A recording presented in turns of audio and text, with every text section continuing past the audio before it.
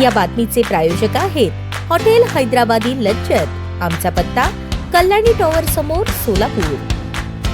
राज्य उत्पादन शुल्क ग्रामीण पोलिसांनी सतत कारवाई करूनही जिल्ह्यातील हातभट्ट्या पूर्णतः बंद झालेल्या नाहीत। या पार्श्वभूमीवर आता ज्यांच्या जागेत हातभट्टी आहे त्यांच्याचवर गुन्हे दाखल केले जाणार आहेत। कारवाई वेळी ती जमीन तथा जागा कोणाची याची माहिती तलाठ्यांकडून घेऊन त्या मालकावरच गुन्हे दाखल होतील, असे राज्य उत्पादन शुल्क विभागाचे अधीक्षक भाग्यश्री जाधव यांनी स्पष्ट केले। महाराष्ट्र शासनाने महसुली उत्पन्न वाढवण्यासाठी जून 2025 मध्ये उत्पादन शुल्कात मोठी वाढ केली। त्यामुळे देशी विदेशी दारू आणि बिअरच्या किमती वाढल्या। विशेषतः भारतीय बनावटीच्या विदेशी दारूवरील उत्पादन शुल्क 3 पटीवरून 4.5 पटीपर्यंत वाढले। देशी विदेशी दारूची विक्री घटली असून अनेक जण हातभट्टीच्या नादी लागले आहेत। सोलापूर जिल्ह्यातील मुळेगाव तांडा, शिवाजीनगर, तळे, हिप्परगा, गुळवंची, दोड्डी यासह अन्य ठिकाणी हातभट्ट्यांचे प्रमाण वाढले आहे। या पार्श्वभूमीवर राज्य उत्पादन शुल्क विभागाने जिल्ह्यातील हातभट्ट्यांवरील कारवाई वाढवली आहे। पथकाने मंगळवारी दहिटणे ते बक्षी हिप्परगा रोडवर हातभट्टीसाठी मळी घेऊन जाणारा पिकअप पकडला। दुसरीकडे शिवाजीनगर, गुळवंची येथील हातभट्ट्यांवरही छापेमारी केली। दोन्ही कारवाईत राज्य उत्पादन शुल्क विभागाने 19 लाखांचा मुद्देमाल जप्त केला।